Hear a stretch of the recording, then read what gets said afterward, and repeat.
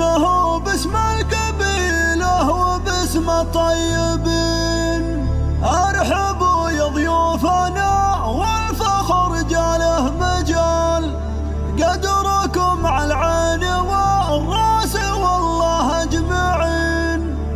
في زواج محمد بن عبد الله ذي الثقال، مرحبا واهلا تبقى على مر السنين.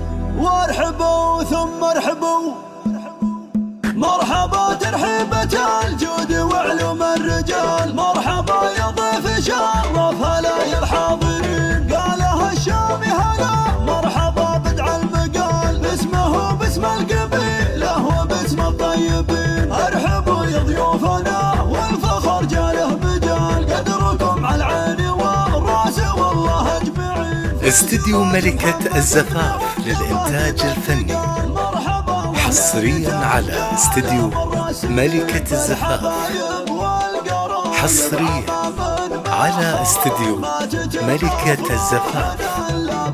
للطلب 0555619852.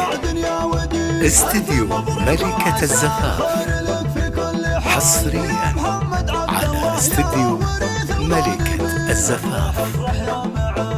وشارك اللغة والبس القبع اللي يزهاك من فوق الجبين. انت فخر المرجلة واهلها في كل حال، معدنك معدن ذهب نادر وغالي ثمين. والله انك للوفا والشهامة راس مال، موقفك بين المطارق الاساس المتين. انت نسل اللي بطيبه غدا مضرب مثال، عبد الله الشامي فخر الرجال الغانمين. وافخار افخر دام واعمامك اكرم الخصال، والنعم باخوانك اهل الكرم في كل حين. واحتزم باخوانك اسنادك لك الجبال، في ميادين الهباء والشجاعة ضارين. والنعم مليونية الشامي والصيت عال، وانتم اللي في دروب الفخر متسيدين. مرحبا ترحيبة الجود وعلوم الرجال، مرحبا يا ضيف شرف هلا يا الحاضرين. قالها الشامي هلا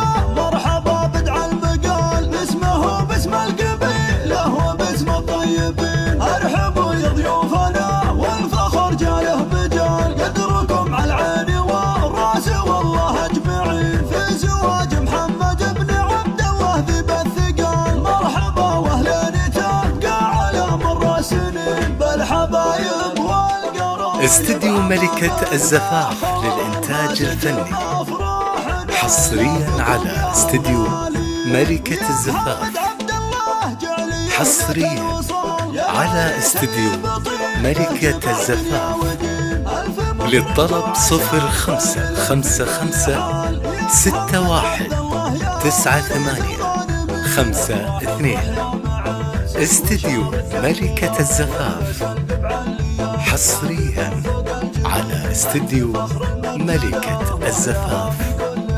معدنك معدن ذهب نادر وغالي ثمين. والله انك للوفا والشهامة راس مال، موقفك بين المطارق الاساس المتين. انت نسل اللي بطيبه غدا مضرب مثال، عبد الله الشامي فخر الرجال الغانمين. وافخار افخر دام واعمامك اكرم الخصال، والنعم باخوانك اهل الكرم في كل حين. واحتزم باخوانك اسنادك لك الجبال، في ميادين الهباء